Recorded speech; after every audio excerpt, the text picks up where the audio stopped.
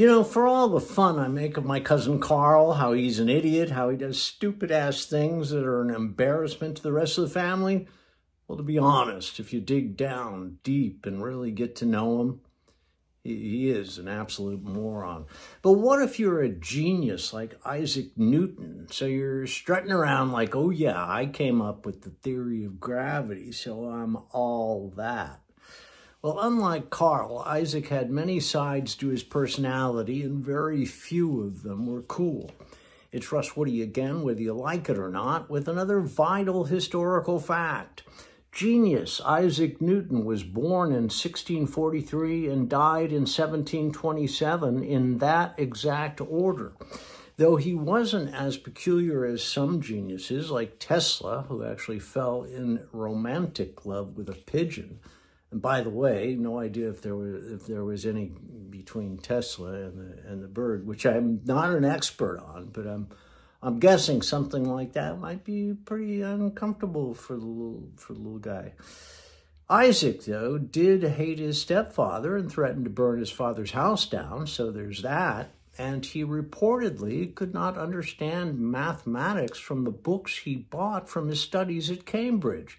But in 1665, Cambridge was closed down due to the Black Death. And during that time, Newton completed his work on the properties of light, calculus, and the motion of celestial bodies, which is exactly what I would have done if I had time like that to kill. Actually, during the pandemic, I mostly just ate. That said, he didn't like criticism. And anybody who criticized him became a lifelong enemy. In fact, he disliked criticism so much that he began a life of solitude and total isolation in 1679, something I have suggested to my cousin Carl with no luck. Newton also, according to some sources, was not subject to temptations and desires related to the human flesh, WTF, which stands for, come on, man. It's thought that he never had a girlfriend, and he certainly never had a wife, which doesn't mean anything. In fact, now I'm sorry I brought the whole thing up. Though he never suffered through a marriage, he did suffer through a nervous breakdown after he suspected that his friends were conspiring against him. One thing that we do owe him for, besides the genius theories, was he made an assurance that the world would not end before 2060.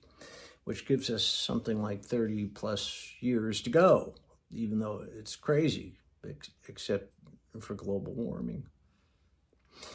Regarding the apple falling from the tree, and there's an actual apple, that's not the apple that's a random apple off the internet, but the story is most likely bullshit. There's been no substantiation of it. But I like to think it's true, which would mean the beginning of his complicated theory of gravity started with a thought that I'd be capable of. Like, hey, that apple fell out of a tree. What's with that, man?